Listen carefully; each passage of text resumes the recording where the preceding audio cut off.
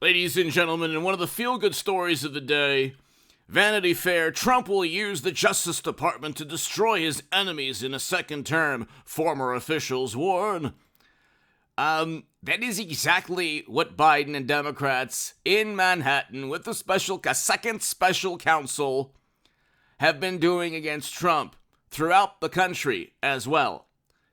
These indictments against Trump have absolutely nothing to do with the rule of law.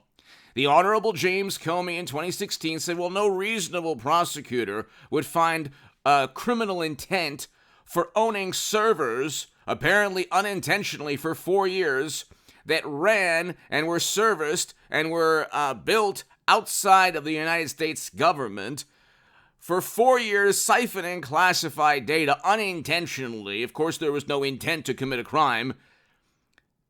And I'm being obviously sarcastic. There was intent. It was a crime. And Democrats did not indict Clinton.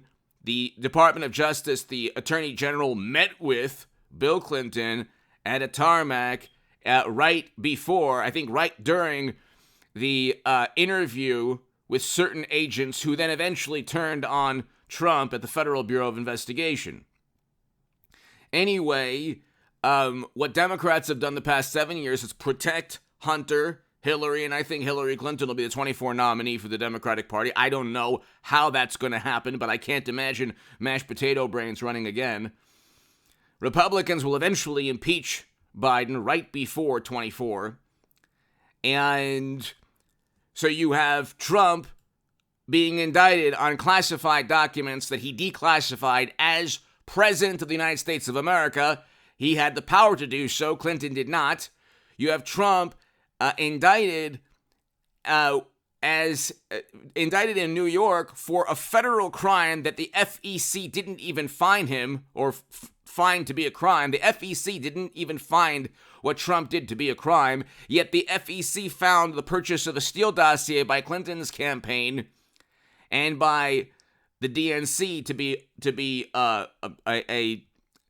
a violation of laws and statutes. So they fined the Clinton campaign and the DNC, but the Southern District in Manhattan didn't go after Clinton or the DNC. Politico, why Donald Trump says his enemies are communists. Well, many of them espouse that philosophy. But here, you have other articles saying that he was going to go after his enemies. Donald Trump reveals hit list of political enemies. Here's the problem. And hit subscribe to this channel right now, ladies and gentlemen. The channel's a little slow. It's somewhat slow in terms of politics. There's not much going on.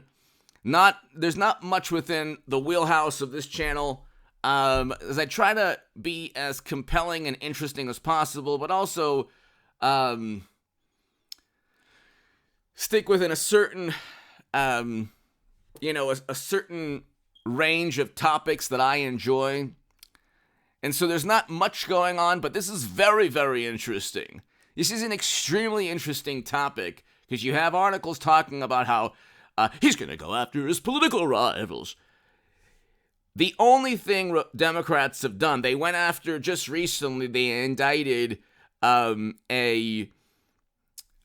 person who spoke out and blew the whistle against Hunter and his laptop, okay? Laptop full of bribes and kickbacks, altering U.S. foreign policy, forcing out prosecutors in a country that eventually gets invaded while a Democrat's in office. What Democrats have done is, in many cases, illegally gone after their political opponents, silencing people on Twitter with government help, with Democrats in Congress, working alongside the former Twitter regime.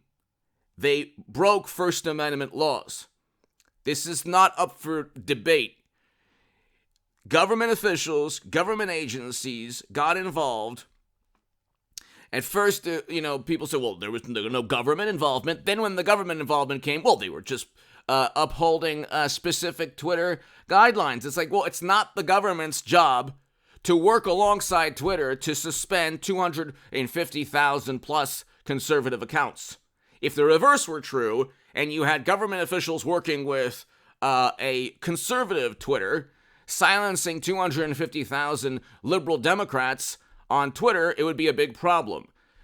Democrats also wanted a ministry of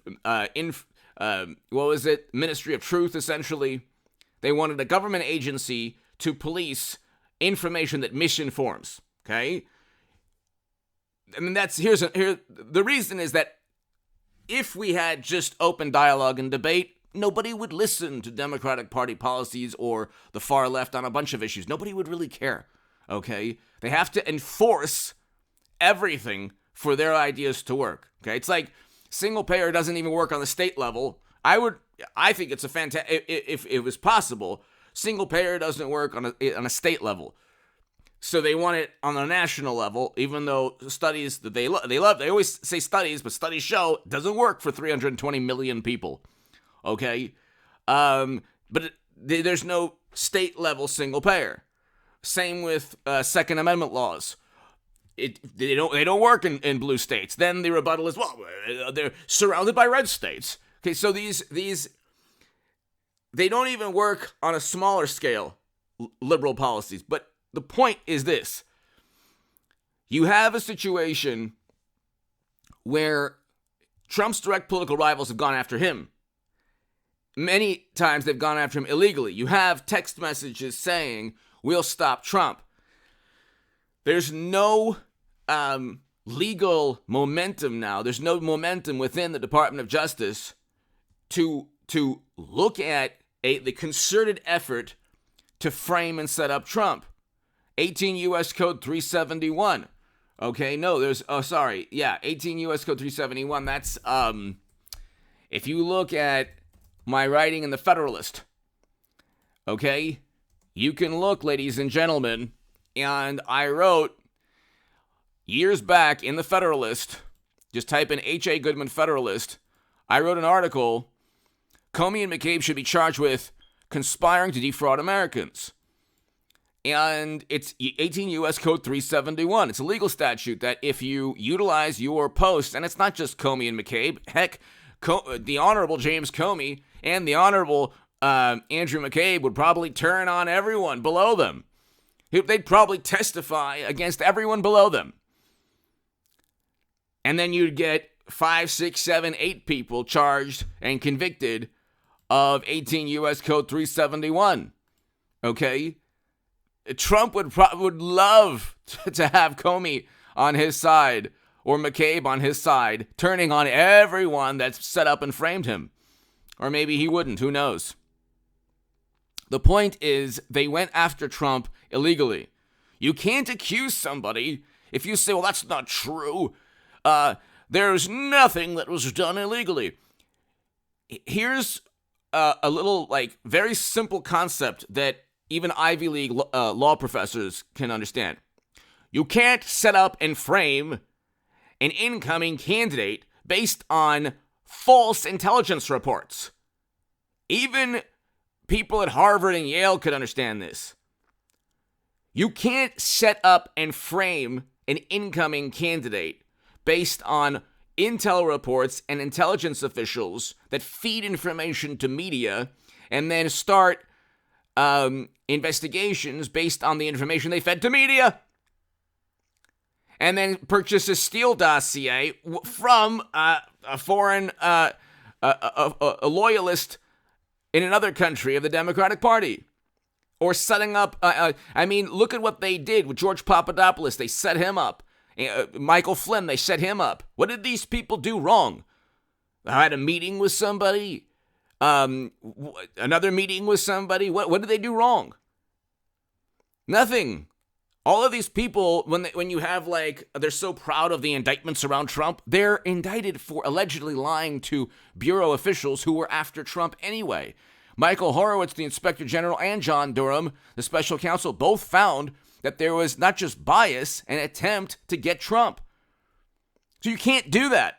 And if Trump goes after the people who went after him, if Trump investigates or, let's say, indicts people that tried to indict him illegally, there's nothing wrong with that. Give me your thoughts below. any other president would do that. Give me your thoughts below. Hit subscribe right now.